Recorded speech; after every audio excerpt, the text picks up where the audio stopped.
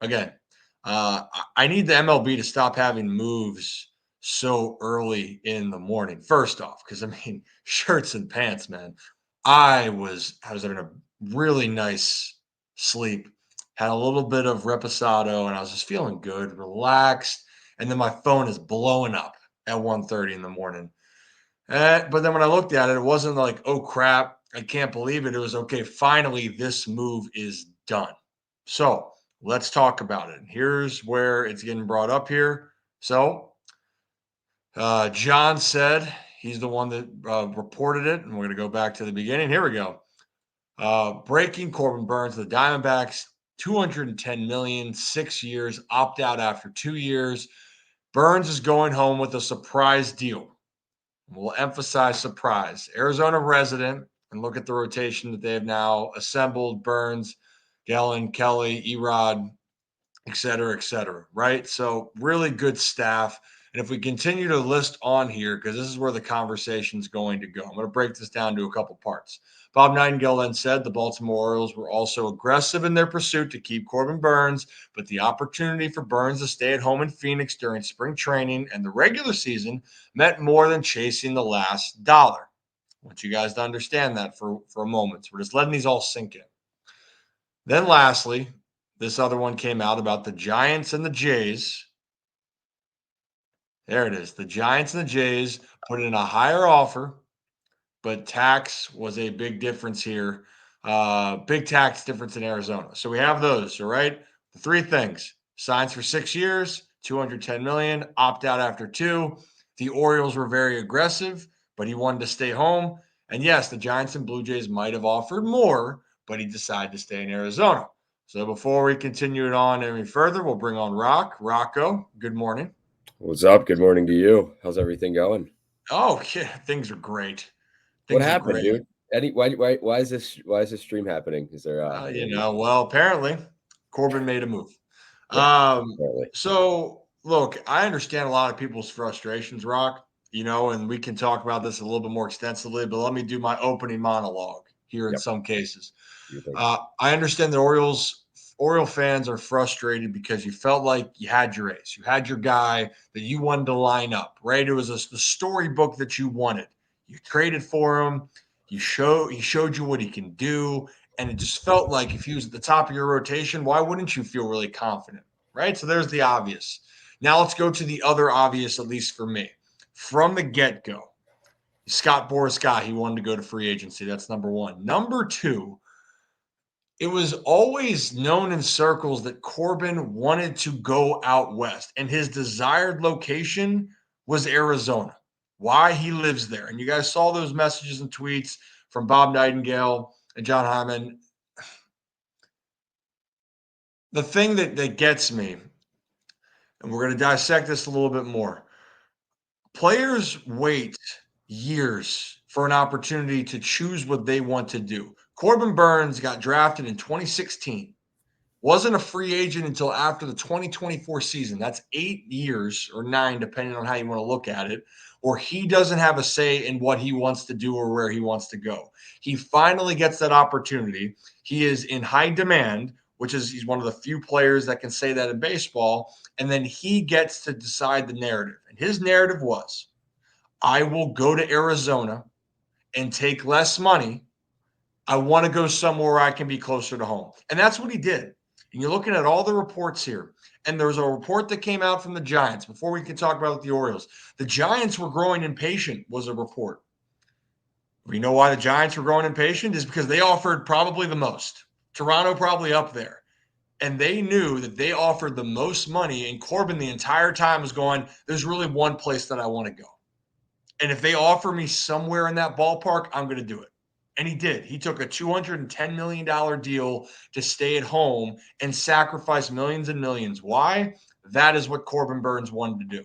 It wouldn't have mattered. The Orioles could have thrown anything at him, and I know everyone says a number. You would have had to have thrown a number that would have gone so far the other way that if Corbin wasn't the best pitcher in history for the next 6 years, people were going to look at that as being a failure. And I still don't think that that's enough. And again, I don't say this to make people upset, Rock. I say this from what I've known, from what I've listened to, from what I've heard. Corbin going to Arizona is something that he always wanted, and being in free agency, he got exactly what he wanted. I know it sucks for Orioles fans, and it hurts. But Corbin had the right to. I'm happy for him. He earned it. He deserved it. And now the Orioles are going to have to sit there and go, what is going to be the next move? So, Rocco, that's my monologue. Good morning. Good morning. Glad you have your coffee. Glad. I hope everyone else has their coffee as well. And I agree with you, Rip, there with Corbin Burnes. Home is where the heart is for not only average people like you and I, but you're above average. I'm below average, but professional. Yes. There you go. Professional athletes making millions of dollars as well. Family to a lot of these guys comes first, and it's not going to make it sting any less. Corbin Burnes signing with another team, but his wife just had 2 twins. Moving them across the country would not be ideal, probably. And he wanted to stay home, make life easier, and whatever. The rest is history. It is what it is. But I want to say this: if the Orioles, and we've talked about it before, if they didn't put an offer forward, or it might not have been reported yet, but if it comes out the Orioles didn't even try to keep Corbin Burnes here, it's a disservice. Okay. Regardless of if a guy's going to sign in Arizona or stay home, sign out west with the Giants for $20 million more, or come to Baltimore, you need to do your best as a front office to keep a guy like this here in Baltimore without completely just messing up the payroll. And I don't think Baltimore would have if they would have offered him what he wanted. But you know what? Like you said, I don't think Corbin Burnes ever had any intentions of not going to Arizona or not going out west closer to his family. I'm not saying this to make people upset. I'm just being real. I don't think people understand the unique situation of a player getting to choose and going to an actual place where it fits almost everything he wants. Yeah. And this is the one thing I caution with the media. And Rock, I said this to you last night or this morning, is that I encourage people to not get caught up in what stories and what they're hearing, because the entire time the Diamondbacks weren't in on this. And I think that that's a whole lot of bull. I think that they were always in on this, but no one reported it. It's like And the that's silent why assassin, Rip. The silent and assassin. that's why Scott Boras in the group was trying to push that number up, because they knew that Corbin wanted to go there. They wanted to drive that price up, but Corbin knew, this is where I want to go. Let's see if we can get some more money. Let's see if we can at least increase the price. But if it gets to a point where it's going to plateau, it's done. And when you're hearing things, and I saw stuff with the Giants, I look at that. The Giants were aggressive from the jump. They wanted him. And he said, I'm going to wait. Imagine that. So if the Orioles, I guarantee you, the Orioles are like, hey, what's your price? And Rock, they could have, it's very well, and this is why it's things that aren't talked about. Scott could have said, hey, you're going to have to bump it up to this. And he might have said, you know what, it still might not be enough, because Corbin has one place on his mind. And that's not me saying this blowing smoke somewhere else. I'm saying this because it comes from a place where, Rock, I pride myself on doing homework and understanding. Comes from a place of an understanding. So I want people to understand with that. That's just what it is. So that's the way the cookie crumbles. But Rock, the real question is going to be, what are the Orioles going to do next? And before we do that real quickly, I want to look at the free agents that have signed, because that's probably where you want to talk about next. Outside of Max Fried or Walker Buehler, there's nothing for the Orioles that I could say, well, hey, you could have really gotten that guy. The only reason I say that is Sean Manaea, who I thought was a good target, went back to a place where he found his career, found himself. They gave him a good deal. Why not go back to a place that you were really comfortable and really kind of found yourself? And then same thing with Nathan Eovaldi. You won a World Series in Texas. Yes, there's no state tax in Texas. They offered you a really good deal. You love being in Texas. Why would you leave Texas? Walker Buehler is the only one that you could sit there and go, could you have made an offer if you wanted him? But there's risk. Which Walker Buehler are you going to get? and then Max Crane or Max Fried. Fried, I don't think that the Orioles were ever going to compete for that market. And especially the Orioles, I know this, and it's not just an Orioles thing. A pitcher getting 8 years is really unheard of nowadays. So I don't blame the Orioles for that one. And the Yankees were going to give any amount to make sure that Fried was going to be a Yankee. And the Orioles were still aggressive with that. And I'm sure the Orioles were like, hey, the Blake Snell deal, Rock, I think the Orioles would have given 5-year deal. I do. I do think a 5-year deal would have made sense, but Blake wanted to go to LA and Fried ended up taking more years and a higher contract to go to New York. So context of it, but now it's going to be what's going to happen next. What's going to happen next is the question, and it's go time for the Orioles. And I know fans are sick and tired of hearing that, and they've heard since David Rubenstein took over, it's the liftoff. It's like, we're ready for liftoff. Well, liftoff, Rip, it's no secret it hasn't happened yet. Getting Corbin Burnes was great, but the plan when Rubenstein took over was to spend more money in the offseason, was to spend more money on players and, kind of take a shift from the old ownership to this new ownership mentality. And I think that's what fans are looking to see. Tyler O'Neill, spending on him, we talk about the Orioles having, signed a player to a multi-year contract. Yeah, they just got Tyler. Tyler O'Neill is not going to cut it this season alone. If they go into spring training with Tyler O'Neill alone as the only multi-year contract and big spender this offseason, then quite frankly, that's going to be looked at as a joke. So what the Orioles, and I'm not saying they're not going to do this, Rip, but it's like the seat, not the seat is getting hotter, but the pressure, it's going to be higher and higher and higher as we get closer to February, like we talked about, because spring training. And if this is the team the Orioles go into spring training with, we've talked about it before, man, it's just not going to cut it. Looking at the rotation right now, I saw Jacob Calvin-Myers tweet putting it out, friend of the show, and the names on there are good. Okay, it's not like the rotation isn't good, but good is not going to cut it when it's all said and done. They need to be great. They need to have a great starting rotation heading into the season. They need to have a healthy starting rotation heading into the postseason. So for the Orioles to compete, contend, and win a World Series, and to get to a World Series for the first time since 1983, that starting rotation is going to have to be bolstered. And you know what? I'm not saying Mike Elias isn't doing all he can right now. But listen, Corbin Burnes was the big domino, and we all knew that.